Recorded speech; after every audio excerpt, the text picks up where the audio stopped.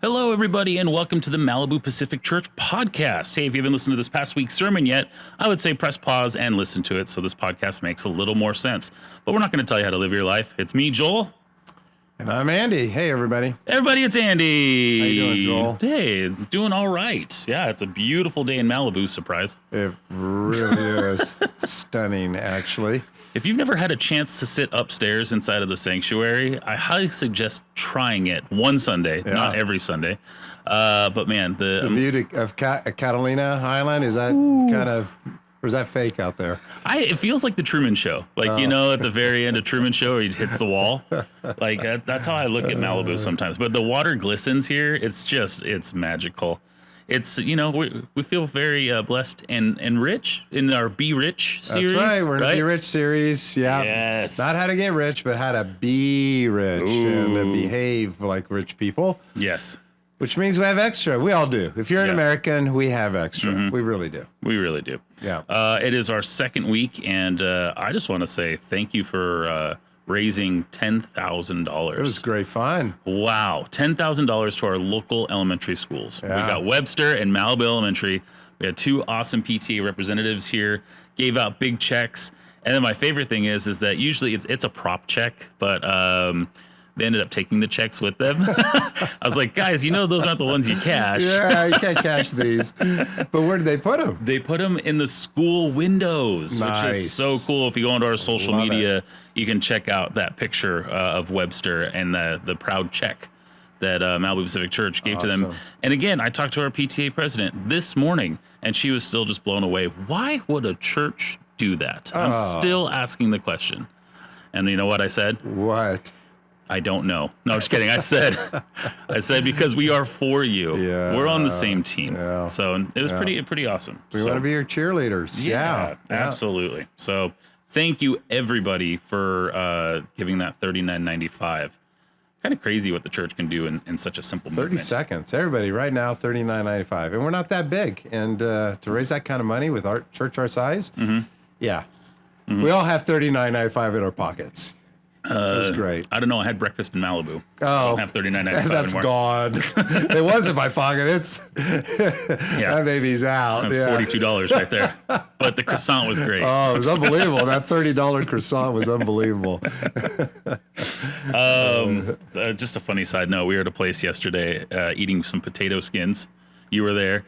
And all of a sudden they had the upgraded potato skins. Would you like the regular potato skins for, a couple dollars?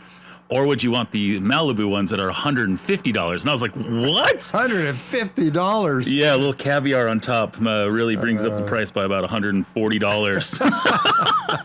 So I think, we're doing all right here in Malibu. So great stuff. Okay, so your biggest, I think the takeaways from these last 2 weeks are commanding those who are rich in this present world, because you made... the observation and the joke, we talked about this in the last podcast too, that, if you have a house for your car, garage, you're rich. Yeah. So how can we do a better job at commanding those who are rich, or showing people that they are in the top, 5 percentile in the world, without getting that doom and gloom depression that we get in North America? I don't have enough.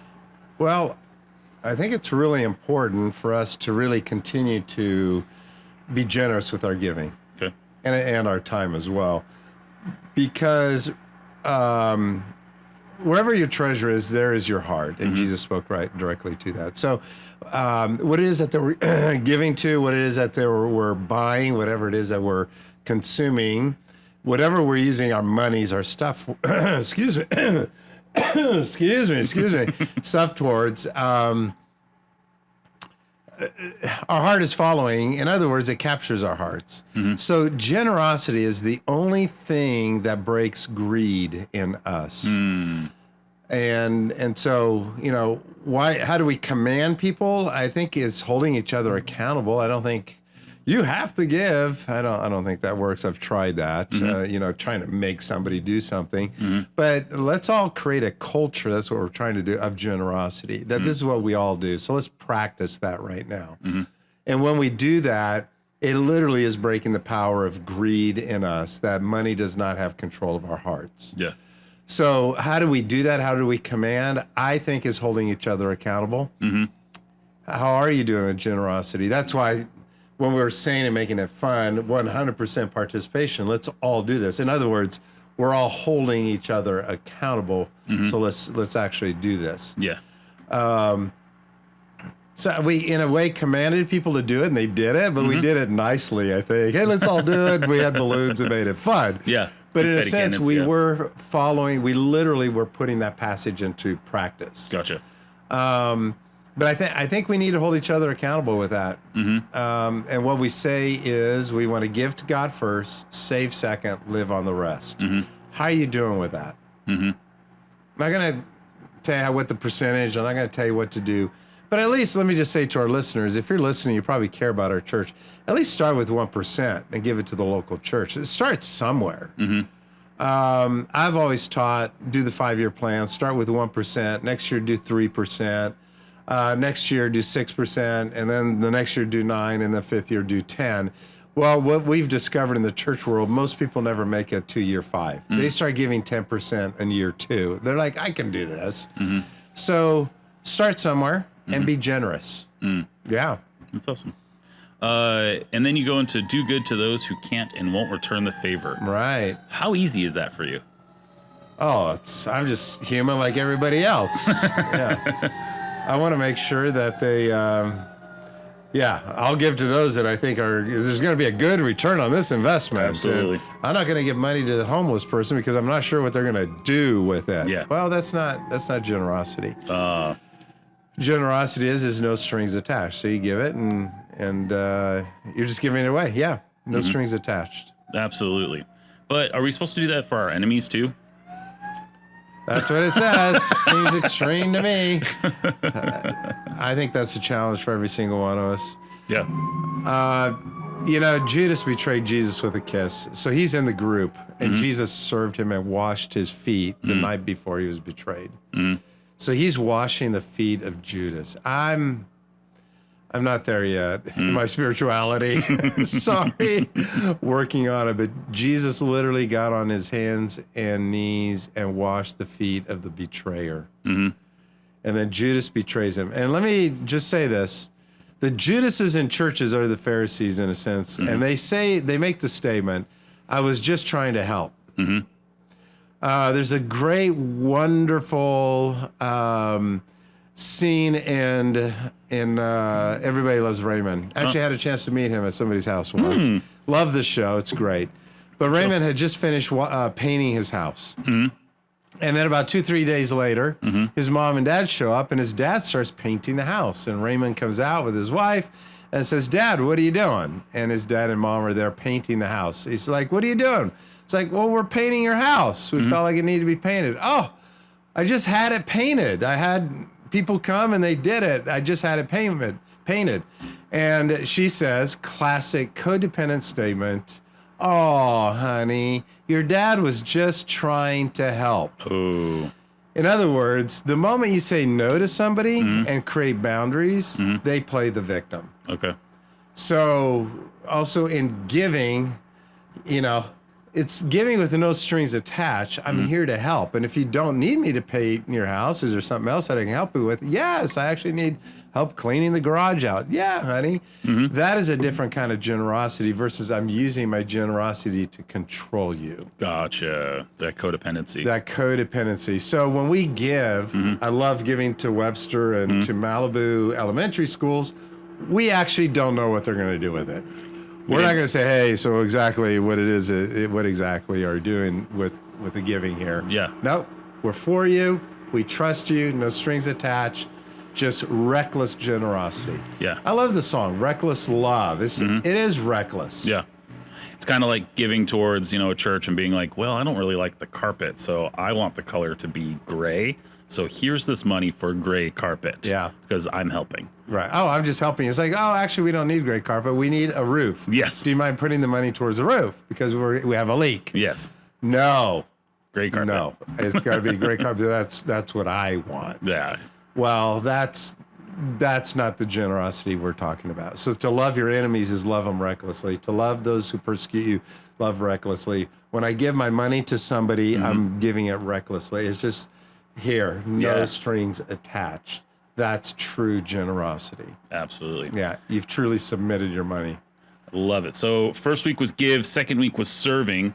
We had an opportunity to go serve, and we did our annual Thanksgiving food drive, which was a huge success. Again, we filled up that church van, which is so awesome. We're bringing a lot of food to James Storehouse, one of our amazing mission partners. And one of the things that I absolutely love is that we know a couple of the managers and workers at Ralph's, and they're so excited when we're down there. That's great. So I got to shout out to Nick and Juan Carlos. They're just amazing dudes, and they're like, oh yeah, it's that time of year again. We're so excited you're here. And on top of that, we had some of their workers once again all pile up some money and bring out some groceries. That's awesome. So That's just that change. They went around, collected, and they got some groceries to James Storehouse. That's great. I love and remember that. our motivation at the end. Let me just remind everybody for this weekend, our motivation for giving and serving is not because we have extra. That is what is rich. But because we have extra, it doesn't mean I need to give to somebody who has less. It just doesn't make sense. You can, but our motivation of that passage in Luke chapter 6 is I give because Christ gave to me first. I'm being generous because he's blessed me. And then we will be called children of God. So the giving is for me. The serving is for me. And I'm doing it because Christ first served me, gave to me. And so I'm grateful for God's blessings. Because I'm grateful, then now I want to give to somebody else. Not because I feel guilty, not because that's not in the passage. There's no guilt there. Not because I ought to, but I give because I'm grateful for what Christ has done for me when I did not deserve it, while we were still far away from God, and while we were, the word said, wicked. We were still wicked towards God, and he blessed us, and he gave us his grace, and he forgave us, and he loved us. So the reason why we do everything we do is because we're grateful of God's blessing. Absolutely. While we were yet sinners, he blessed us and had mercy on us. Therefore, we need to do that for others even before they're ready to make a change. We are giving because we're grateful. I liked the ending portion too of the we don't serve out of guilt, we serve out of gratitude. Yeah, I think that's just a home run, because I know that I have served at different places out of guilt before, and I could feel it. I'm like, fine, I'll do it. And it's not a good place to be serving from. But when you can truly serve out of gratitude, like being thankful you're given this opportunity, I am so, like, I don't know, it just, my soul is just like on fire in a great way. Like something so silly. I mentioned this a couple of times, but every Wednesday, I just get to go open car doors as kids are getting dropped off. And it's one of my most favorite times of the week, only because it's the chaos of parents trying to get out the door, get their kids to school. They're in line, their kids still half asleep. And just the funniest things happen with these kids because they like fall out of the car or they're still asleep, whatever. But I just get to say to the parent, I'm like, hey, you got this. We got this. And it's like, turn on some bubbles, turn on some music. And all of a sudden you could just tell that everybody's just, there's a pep in their step. And it's not serving out of guilt. Like, I guess I'll go open car doors since nobody else is going to do that. It's like, I'm so thankful I get this opportunity because we're not doing parenting alone, you know, like you have a crew of parents that are like, we got this together. So I loved that. It really super, super resonates, and it helps me keep myself in check, to be really honest, to not serve out of guilt. That's great. Yeah. So go and serve. Find a place to serve somewhere. Absolutely. You can go to MalibuPacific.church/missions, and you can see all of our local mission partners and all of our international mission partners. And you can click on any of the buttons to learn more about them and get plugged in to our awesome mission partners. I believe we have 15 mission partners. 15 mission partners. Also want to encourage people to serve here at the church. Ooh. We are the body of Christ, and so you're playing a part. So as long as a Christian is in a church and they're not using their spiritual gifts that God's given them, you're hurting the church and you're hurting yourself. So we grow our muscles by exercising or using them. You have spiritual atrophy if you don't serve. Yeah. So get out there, and do it out of gratitude. And remember what Christ has done for you. And because of that, we're grateful.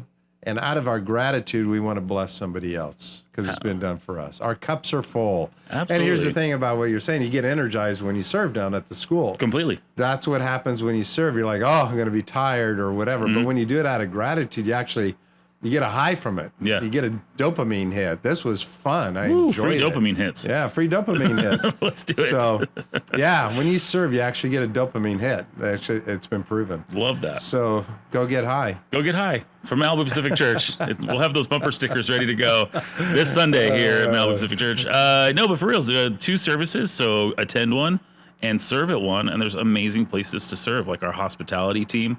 Welcome that new person onto campus. Our amazing children's environment, where lives are being changed at that young age, and it's amazing. And we have our awesome, awesome student ministries.